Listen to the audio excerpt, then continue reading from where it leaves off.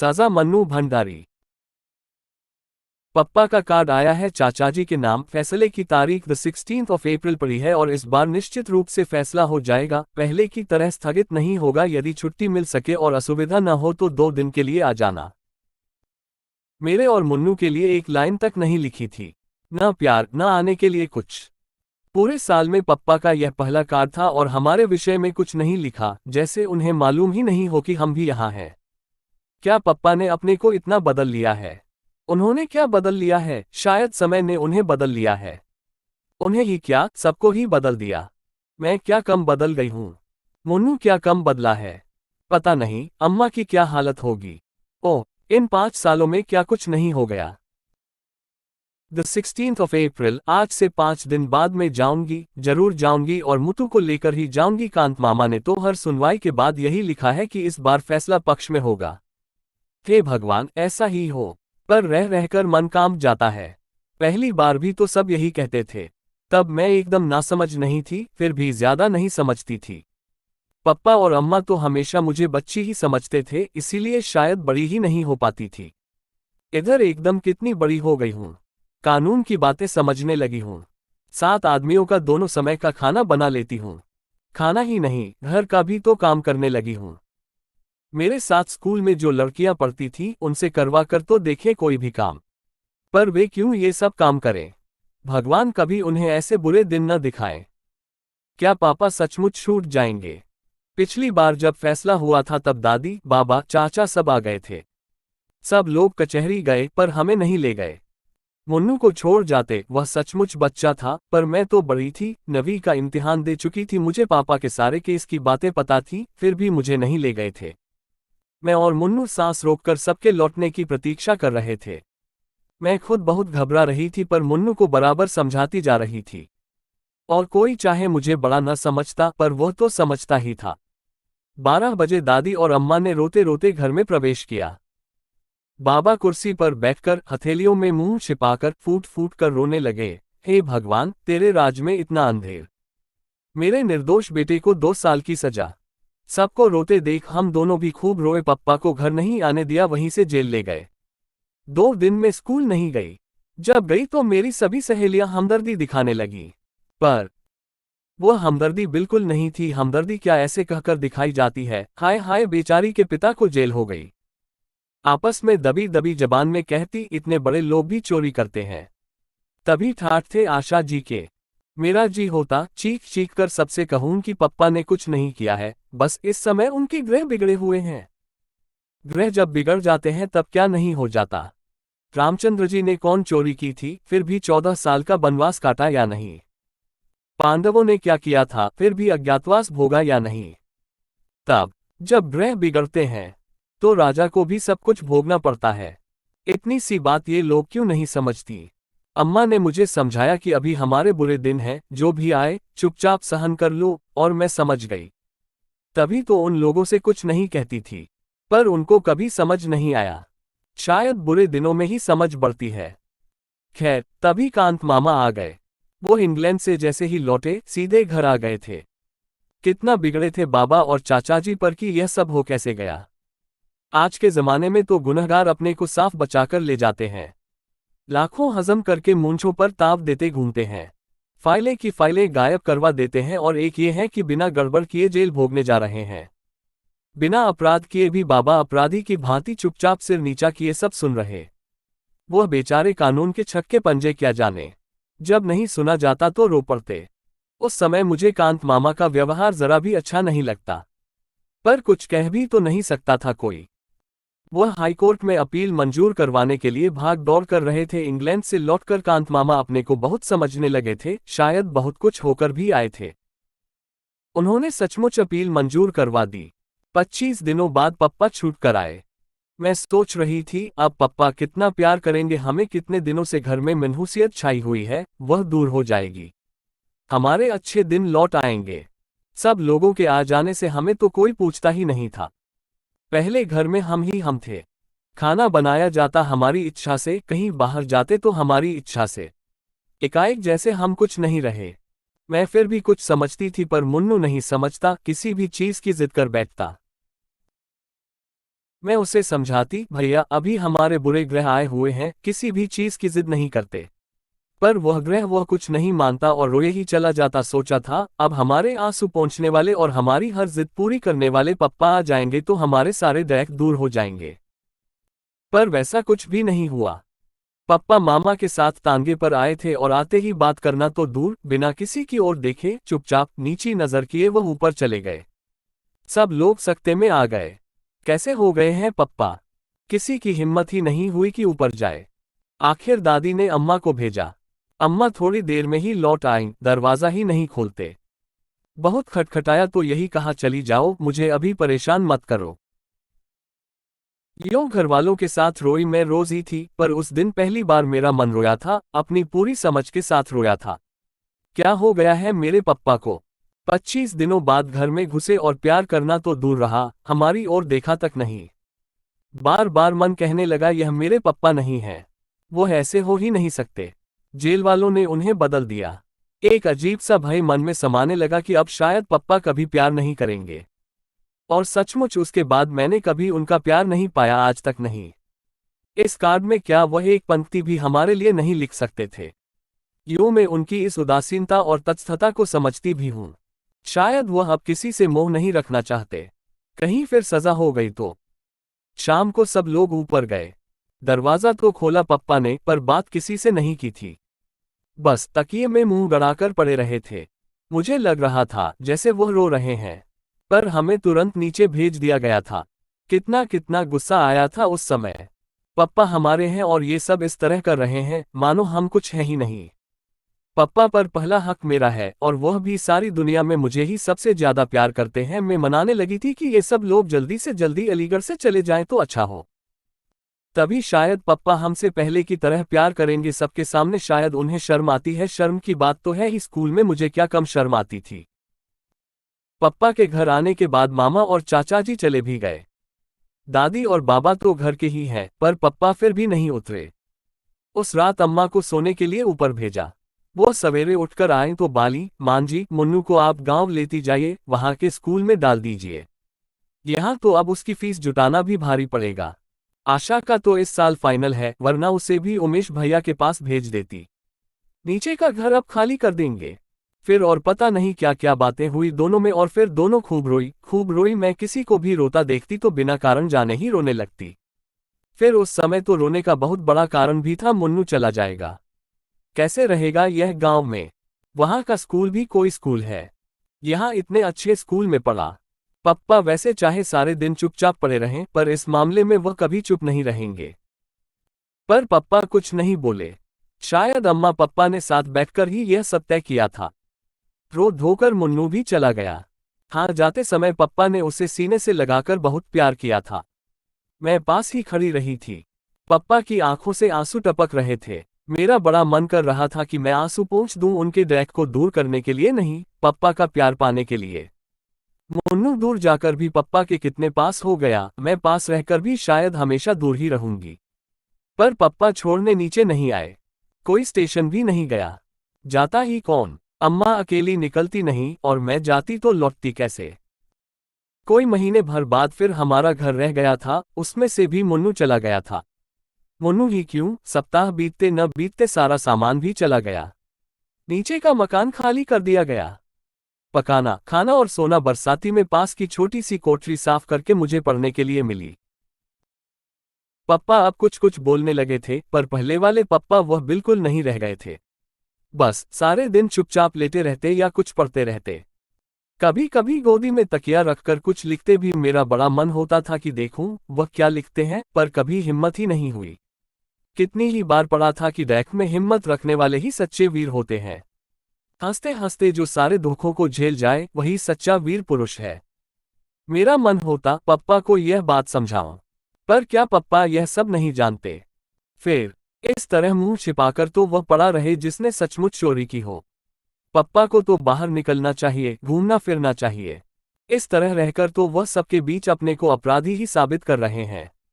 पर उन्हें कैसे समझाती? अपनी कोठरी में और कोई कष्ट नहीं था, पर भयंकर गर्मी के दिन और पंखा नहीं। रात तो जैसे तैसे छत पर कट जाती, पर दोपहर में तो छत पर बने ये कमरे भट्टी की तरह जलते थे। छुट्टियों के दिन बिताए नहीं बीत रहे थे। अपनी किसी सहेली के यहाँ जाने की इच्छा नहीं होती थी। पड़ोस तक में जाना छोड़ रखा था। डेक में कोई साथी नहीं होता। बस एक गांठ बांध रखी थी कि जब तक ये बुरे ग्रह टल नहीं जाते तब तक सभी कुछ चुपचाप सहन करना है। जुलाई में बाबा की चिट्ठी आई। मुन्नू को छठवें में भर्ती करवा दिया है और वह खुश है। हम सबने भी मान लिया था कि वह खुश ही होगा। ऐसा मान लेने में ही हम सबकी खुशी थी। साथ ही बाबा ने यह भी लिखा था कि शाम को उन्होंने एक दुकान में हिसाब लिखने का काम शुरू कर दिया है। 25 रुपये मिलेंगे जिन्हें वह पप्पा के पास भेज देंगे। 50 रुपये उमेश चाचा जी भेजेंगे। मेरे सामने बाबा का बुरा शरीर, झुकी कमर और धुंध भरी आंखें घूम गईं। इस बुढ़ापे में वह अब फिर से नौकरी करेंगे। अम्मा ने बताया कि इन 75 रुपयों में ही उन्हें घर चलाना है। तब मुझे भी पहली बार पप्पा पर गुस्सा आया कि क्यों उन्होंने सस्पेंशन के दौरान मिलने वाली आधी तनख्वाह लेने से इनकार कर दिया। कितना समझाया था कांत मामा। चाचा जी तो एक तरह से नाराज ही हो गए थे, पर पप्पा की एक ही जिद, जब तक मैं इस आरोप से मुक्त नहीं हो जाता ऑफिस से एक पैसा भी नहीं लूंगा। मैंने स्कूल की बस छोड़ दी। 3 मील पैदल ही जाती थी, धूप हो या बारिश, चेहरे पर शिकन नहीं लाती थी। कभी कभी सोचती, पप्पा को सस्पेंड हुए 2 साल 3 महीने हुए, इतने दिनों में आखिर कितना खर्च हुआ कि बैंक का सारा रुपया निकल गया, अम्मा के सारे गहने बिक गए और भी पता नहीं क्या क्या चला गया। वकील लोग शायद बहुत लुटेरे होते हैं। कभी सोचती, इससे तो पप्पा सचमुच ही ऑफिस का रुपया मार लेते तो अच्छा होता। कम से कम मुन्नू को तो अपने पास रख सकते और एक पंखा भी रख लेते। इस उम्र में चमड़ी जैसे उबली जाती है, ईमानदारी करके ही कौन बड़ा सुख मिल रहा है। अम्मा को पता नहीं क्या हो गया था कि भीतर ही भीतर सूखती जा रही थी। कहाँ तो कुछ नहीं करती थी और कहाँ अब सारा काम हाथ से करने लगी। पप्पा भी उनकी मदद करते थे। उस समय मुझे बड़ा अच्छा लगता था। उन दिनों अम्मा बहुत चिड़चिड़ी हो गई थी। एक दिन उन्होंने मुझे जरा सी बात पर पीट दिया। अपनी याद में पहली बार मार खाई थी और वह भी इस उम्र में शरीर से ज्यादा मन आहत हुआ। चोट से ज्यादा इस बात का डर था कि पप्पा बैठे देखते रहे पर कुछ नहीं कहा। न अम्मा को मना किया, न मुझे ही प्यार किया। अपनी कोठरी में बैठकर मैं घंटों रोई थी। हे भगवान, सब देख दो पर मेरे पप्पा को पहले जैसा दो। वो पहले की ही तरह काम करेंगे तो मैं सब कुछ सह लूंगी। सुनवाई की पहली तारीख ही 6 महीने बाद की पड़ी थी।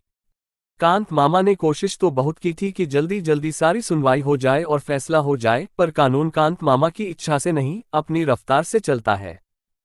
वकीलों का सारा खर्च मामा ही कर रहे हैं। जरूर मामी से छिपा कर रहे होंगे, वरना वह तो एक पैसा भी खर्च न करने दे। पहली सुनवाई बहुत अच्छी हुई थी। सर्दी में ठिठुरते हुए जब हमने यह खबर सुनी थी तो गर्मी की एक लहर ऊपर से नीचे तक दौड़ गई थी। घर की हालत बद से बदतर होती जा रही थी, खासकर अम्मा की। मुझे तभी लगता था कि कोई ऐसी बीमारी इन्हें लग गई है जो भीतर ही भीतर इन्हें खाए जा रही है। हाइजिन में रोग और उनके लक्षण पड़ रखे थे और मुझे अम्मा के सारे लक्षण राजयक्ष्मा के से लगते थे। सर्दी में वह जो ठंड खा गई तो 4 महीने तक खांसती ही रही। बाबा की चिट्ठी आई बड़ी बेबसी में। उन्होंने लिखा, हिसाब में कुछ ऐसी भूल हुई कि वह काम चला गया। अब तो 50 रुपये की पेंशन में से किसी तरह 15 रुपये ही भेज सकूंगा। हिम्मत रखना बेटा, बुरे दिन आते हैं तो सब तरफ से आते हैं, पर ये दिन फिरेंगे जरूर। भगवान के घर देर हो सकती है, अंधेर नहीं। दूसरी सुनवाई अप्रैल में हुई। तारीखें जल्दी मिलती ही नहीं थी। पप्पा को छूटे साल हो गया था और अभी तक केवल 2 सुनवाई हुई थी। इतने दिनों बाद ही यदि सुनवाई हुई तो 1 साल और लग जाएगा। मेरा मन काम जाता था। लगता था अब ऐसे दिन नहीं काटे जाते। मुन्नू गांव में, पप्पा बरसाती में, मैं कोठरी में और अम्मा।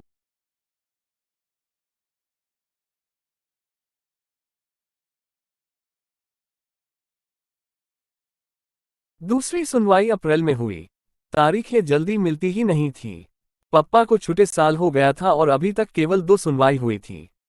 इतने दिनों बाद ही यदि सुनवाई हुई तो 1 साल और लग जाएगा। मेरा मन काम जाता था। लगता था अब ऐसे दिन नहीं काटे जाते। मुन्नू गांव में, पप्पा बरसाती में, मैं कोठरी में और अम्मा खाट पर। कैसे मैंने मैट्रिक का इम्तहान दिया था मैं ही जानती हूं। फिर भी सेकंड डिवीजन में पास हो गई। कोई खुशी मनाने वाला नहीं था। सबके मन ऐसे मर चुके थे कि न किसी बात की खुशी होती थी, न रंज। जुलाई में नई समस्या आई। गांव में तो केवल मिडिल स्कूल ही था, मुन्नू का अब क्या हो, मेरा अब क्या हो। यहाँ कॉलेज में जाने का तो प्रश्न ही नहीं उठता था। मैं जानती थी कि बच्चों को पढ़ाना तो दूर, 65 रुपए में साथ रखकर खिलाना भी मुश्किल था। बाबा ने मुन्नू को सीधे उमेश चाचा के पास भेज दिया और खबर कर दी। यहाँ की स्थिति वह जानते थे। पप्पा वह पत्र पढ़कर सिहर उठे। अम्मा बहुत रोई, मैं छोरे को बेपड़ा ही रख लेती, वहां क्यों भेज दिया। एक बार उसे मुझसे मिला तो देते। लीला का स्वभाव कौन नहीं जानता। मेरा बच्चा सहम सहम कर मर जाएगा। 2 दिन तक वह रोती रही। पप्पा अपराधी की तरह चुप बैठे रहे। अम्मा क्यों रोती हैं इस तरह। पप्पा यदि कुछ कर सकते हैं तो क्यों नहीं करते। 2 दिनों बाद वह बोली, मैं सोचती हूँ आशा को भी वहीं भेज दो, वही कॉलेज में भर्ती हो जाएगी। मैं समझ ही नहीं पाई कि अम्मा व्यंग्य कर रही हैं या, पर अगले वाक्य ने ही सारी बात साफ कर दी। लीला का स्वभाव तुम जानते ही हो। आशा मुन्नू के पास रहेगी तो उसे तसल्ली तो रहेगी, रोने को एक गोद तो रहेगी। और अम्मा खुद फूट फूट कर रोने लगी थी। उमेश भैया को लिख देना, जो भी वह खर्च करें हम पर कर्ज ही समझें, मैं उनकी पाई पाई चुका दूंगी। भगवान कभी हमारे दिन भी बदलेगा ही नहीं तो अपने को बेचकर उनका कर्ज अदा करूंगी। पर मेरे बच्चों पर थोड़ा रहम करें। ये दुखियारे यूं ही अनाथ हो रहे हैं, थोड़ा प्यार इन्हें भी दे, थोड़ा लीला को भी समझा है। कांत मामा अपने ही किसी काम से दिल्ली आए थे। लौटते समय अलीगढ़ भी उतरे। अम्मा ने उन्हीं के साथ मुझे इलाहाबाद भेज दिया था। कांत मामा ने एक बार कहा जरूर था, कलकत्ता भेज दो, वहां पढ़ लेगी। पर क्या मैं पढ़ने जा रही थी। पढ़ना तो बस यूं ही था। मुझे तो मुन्नू को तसल्ली देनी थी। वो रोए तो उसे अपनी गोदी में रुलाना था। और उस दिन मैं सचमुच बड़ी हो गई थी, अम्मा की तरह बड़ी, पर घर छोड़ते समय सारे बड़प्पन के बावजूद फूट पड़ी थी। अम्मा की हालत देखकर घर का अधिक काम मैंने संभाल रखा था। अब क्या होगा। इस हालत में अम्मा कैसे सब काम करेंगी। रोज रोज के बुखार ने उन्हें हड्डियों की गठरी बना दिया था। पर अम्मा को तसल्ली देने वाले पप्पा हैं, रोने के लिए पप्पा की गोदी है। मुन्नू तो वहां अकेला है। अभी मेरी सबसे ज्यादा जरूरत मुन्नू को ही है। रास्ते में कांत मामा ने मुझसे पूछा था, शारदा को रोज बुखार रहता है, किसी डॉक्टर को दिखाया या नहीं। नहीं। और मुझे रोना आ गया। रोते नहीं बेटे, अब बहुत जल्दी ही सब ठीक हो जाएगा। पप्पा ने तो कई बार कहा था कि दिखा दो, पर अम्मा मानती ही नहीं। कहती है डॉक्टर झूठ मूठ को वहम डाल देते हैं। मामा चुप हो गए थे। मामा क्या समझते नहीं, अम्मा इसलिए नहीं दिखाती हैं कि डॉक्टर और दवाई का खर्च कहाँ से आएगा। वे लोग तो टॉनिक और दूध फल बता देंगे, आराम करने और खुश रहने को कह देंगे। बोलो यह सब हो सकेगा 65 रुपए में। मुझसे पूछो, इन दिनों में मैंने हिसाब चलाया है। एक एक चीज गिना सकती थी, पर उनसे क्या कहती। वकीलों का सारा खर्च तो वह कर ही रहे हैं, और वकीलों पर कितना खर्च होता है क्या मैं जानती नहीं। मुन्नू मुझे देखते ही चिपट पड़ा था और रो दिया था। मुझे भी रोना आ गया था। चाची ने कुछ कहा जरूर था, पर अपने ही रोने में हमने सुना नहीं। मुन्नू को गले लगाकर मुझे कैसा लग रहा था मैं नहीं बता सकती। इतना जरूर लगा कि उसे सचमुच किसी गोदी की जरूरत थी, किसी सहारे की। मैं चाची से बातें कर रही थी। उन्हें मेरा आना अच्छा नहीं लगा था, यह साफ था, पर मैं ही कौन अपनी इच्छा से आई हूं। मुन्नू का रंग काफी सांवला पड़ गया था। चेहरा सूखकर मुरझा गया था और आंखें बड़ी सहमी सहमी सी थीं। लगा बहुत डर कर दब कर रहता है, शायद यहाँ घर में तो कितना ऊधम करता था। इतना सा बच्चा, कैसे उसने अपने को बदला होगा, दबाया होगा। देखा, उसका काम था साल भर के बिट्टू को खिलाना। सारे दिन वह उसे गोदी में टांगे टांगे फिरता। कब तो वह पढ़ता होगा, कब वह होमवर्क करता होगा। रात को जब वह सोने मेरे पास आया तो धीरे से बोला, दीदी कल मुझे बुढ़िया के बाल खिलाना। टिल्लू और पम्मी रोज खाते हैं। चाची उन्हें पैसे देती हैं और कहती हैं छिपकर खा लिया करो, पर वे सामने ही खाते हैं। एक दिन टिल्लू मुझे चिढ़ाकर खा रहा था, मैंने उसके बाल छीन लिए, उसने चाची से शिकायत कर दी। चाची ने मुझे बहुत मारा। चाची बहुत जोर से मारती हैं। और वह फिर सिसकने लगा। मैंने उसे प्यार किया और कहा, मैं अपने भैया को बाल खिलाऊंगी। पर मेरा मन भीतर तक सिसक पड़ा। हम बड़े हैं, हम सब समझते हैं और सह भी सकते हैं, पर यह बेचारा कैसे समझे। समझ तो गया ही होगा, पर सहे कैसे। पहली रात को ही मैंने संकल्प किया, मैं कॉलेज नहीं जाऊंगी। घर का सारा काम मैं करूंगी, जिससे चाची को पूरा आराम मिले और उनका गुस्सा ठंडा रहे। चाची कुछ भी कहेंगी तो चू तक नहीं करूंगी। वो प्रसन्न रहेंगी तो मुन्नू सुरक्षित रहेगा। मुन्नू को रात में बैठकर पढ़ाया करूंगी। मैं चाची से भी जल्दी उठकर सबके लिए चाय बना देती। फिर जल्दी से टिल्लू और पम्मी को तैयार कर देती, तब नाश्ता देकर तीनों बच्चे को स्कूल भेज देती। नाश्ते की प्लेट देखने चाची जरूर आती। शायद उन्हें यह वहम रहता है कि मैं मुन्नू को कुछ ज्यादा या अच्छा न खिला दूं। चाचा जी तारीफ करते, तुम तो बड़ी होशियार हो आशा, इतना काम कर लेती हो। चाची तुरंत कहती, मैं जब इतनी बड़ी थी तो 12 जनों के कुनबे को संभालती थी। आध आध मन के पापड़ मनगोड़ी करती थी। चुप रहती थी मैं तो दोनों समय का खाना भी मैंने अपने ही जिम्मे कर रखा था। रात में सोने जाती तो पैर मेरे तपते थे। कभी कभी मुन्नू को अपने पैरों पर खड़ा कर लेती थी। उससे पैरों को तो आराम मिल जाता था, पर मन। अम्मा कभी कभी गांव में काम करवाती थी तो पप्पा डांटते थे, मैं अपनी आशा को डॉक्टर बनाऊंगा, विदेश भेजूंगा, यह भटियार खाना करवाकर क्या मुझे अपनी बिटिया की जिंदगी खराब करनी है। यही वाक्य मैं हवाओं में तैरकर कमरे में घूमता रहता, गूंजता रहता। धीरे धीरे आदत पड़ गई तो पैरों का दर्द बंद हो गया और मन भी सुन्न होता चला गया। मैंने अम्मा को नहीं लिखा कि मैं कॉलेज में भर्ती नहीं हूं। लिखने के लिए चाची जी ने मुझे 4 पोस्ट कार्ड दिए थे और बताया था कि हर महीने 4 कार्ड मिलेंगे। उनमें मैं अपने कुशल समाचार भेज देती थी, बस। रात दिन काम कर करके मैं चाची के क्रोध को संभाले रहती। आराम पाकर मुझ पर वह कुछ कुछ प्रसन्न भी हो गई थी, पर उनका हाथ जब तब उठ जाया करता था, अपने बच्चों पर भी, मुन्नू पर भी। उनके बच्चे आदी थे, सो मार खाकर भी हंसते और भाग जाते। फिर वे मार खाते तो प्यार भी पाते थे। पर मुन्नू सहम जाता था, भीतर ही भीतर सिसकता। बड़ी करुण नजरों से वह मुझे देखता, पर भीतर से कटकर भी मैं ऐसे अवसरों पर कुछ नहीं बोलती। सोचती, यो मार खा खाकर मुन्नू या तो बेहद ढीठ हो जाएगा या जग। पप्पा और अम्मा तो कभी हाथ भी नहीं लगाते थे, हमारे अकेले में मैं उससे प्यार कर लेती। समझाती, थोड़े दिनों की बात और है भैया, फिर हम अपने घर चलेंगे, अम्मा और पप्पा के पास। बस पता नहीं वह समझता भी था या नहीं। पर मेरा मन सबसे ज्यादा दुखी होता तब चाची गुस्से में कहती, ऑफिस के 20,000 गायब करके गाड़ दिए और हमारा खून चूस रहे हैं। ये हमारे बड़े हैं, लानत है ऐसे बड़प्पन पर।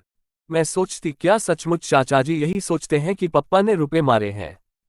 यदि आज उनके पास पैसा होता तो क्या हमें यूं छोड़ देते और अपने सारे पिछले दिन आंखों के आगे घूम जाते? कितना प्यार करते थे पप्पा, कितना। मैं चाहे कुछ भी लिखूं, पर क्या वो जानते नहीं कि हम पर यहाँ क्या गुजर रही है।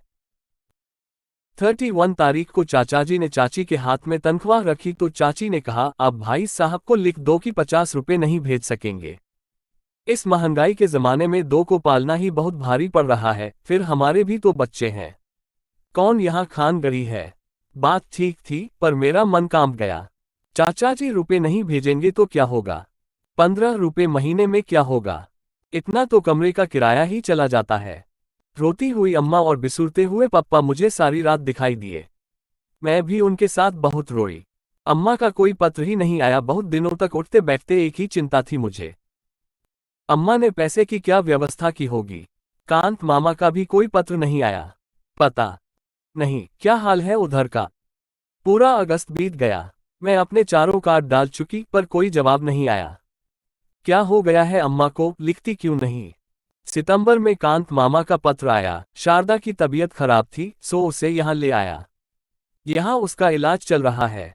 दिनेश जी ने कमरा बदल लिया है, उनका पता है। किस्मत के अलावा क्या कहूं, उनकी तारीख जल्दी नहीं मिलती। अगली तारीख इसी महीने के आखिर में पड़ी है। सुनवाई पर जाऊंगा। तुम घबराना मत, भगवान सब ठीक करेंगे। गर्मियों तक कुछ न कुछ अवश्य हो जाएगा। तो पप्पा अकेले रह गए। अम्मा की गोद भी छिन गई जिसमें वे रो सकते थे।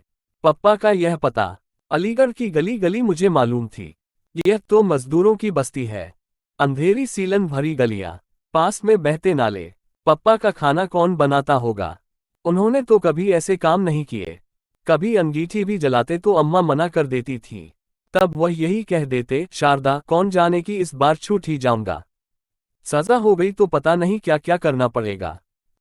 अम्मा बीच में ही डांट देती, ऐसी बात भी क्यों मुंह से निकालते हो? भगवान के घर देर हो सकती है, अंधेर नहीं।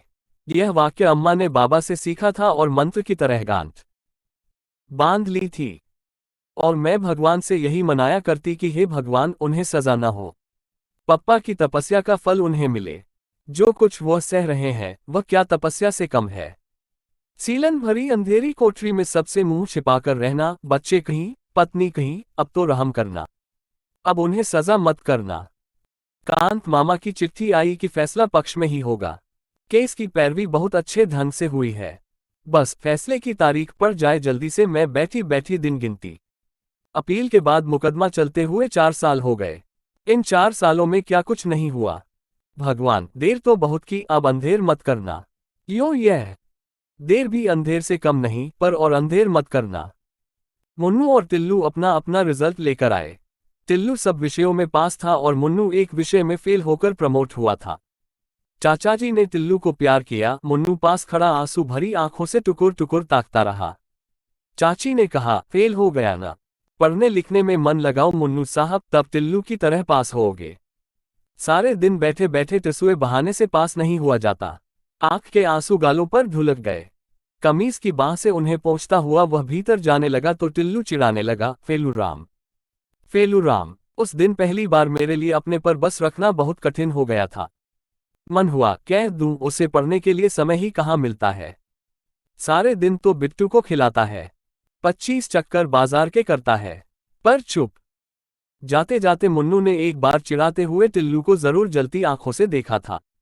लगा उठाकर एक हाथ मार देगा, पर न वह लौटा न कुछ बोला ही। कैसे हो गया है मुन्नू इतना सहनशील। चुपचाप सहने का उपदेश उसे मैं ही दिया करती थी, पर अब वह यूं सह जाता है तो सबसे ज्यादा कष्ट मुझे ही होता है। कोई उपाय भी तो नहीं था। मुन्नू की छुट्टियां हो गई। सोचती थी कि शायद कांत मामा या अम्मा का कोई पत्र आएगा कि तुम लोग आ जाओ, पर किसी ने कुछ नहीं लिखा।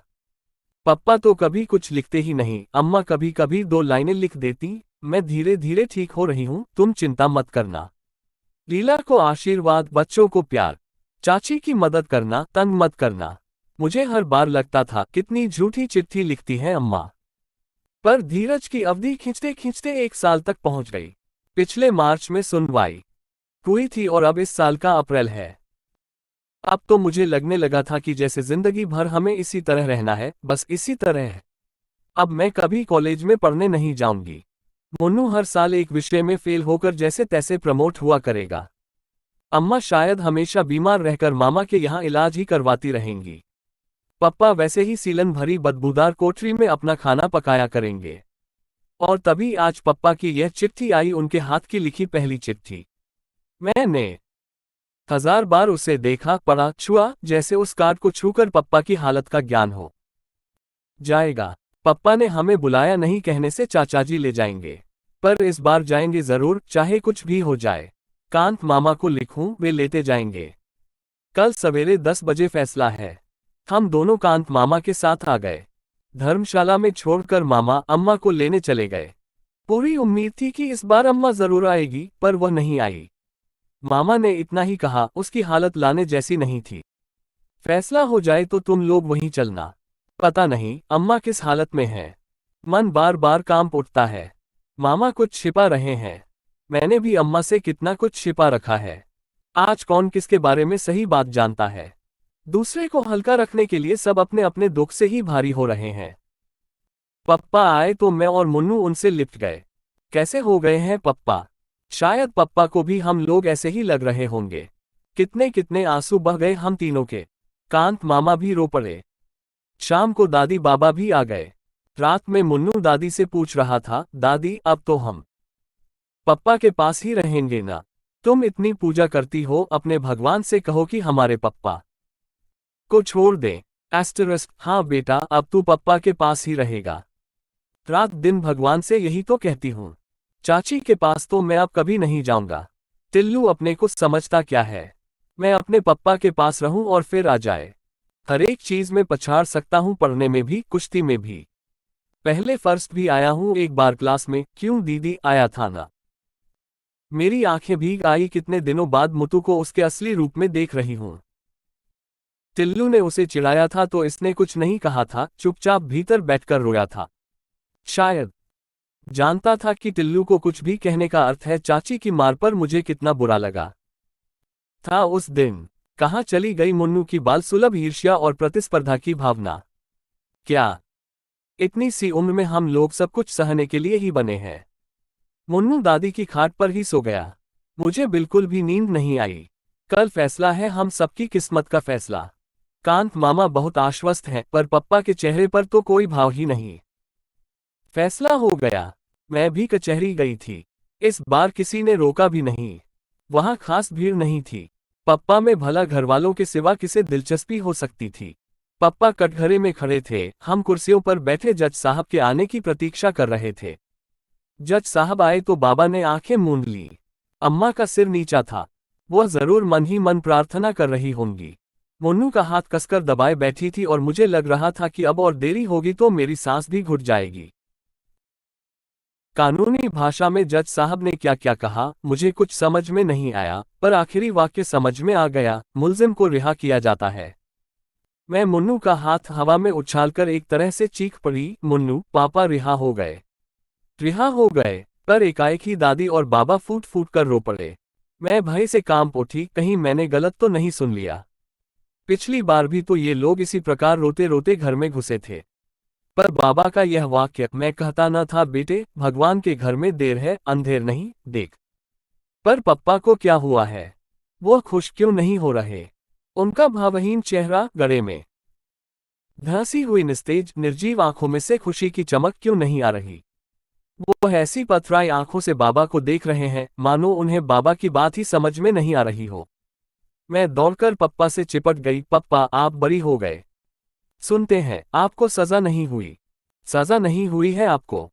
पर पप्पा फिर भी वैसे ही रहे, मानो उन्हें विश्वास ही नहीं हो रहा है कि उन्हें सजा नहीं हुई है।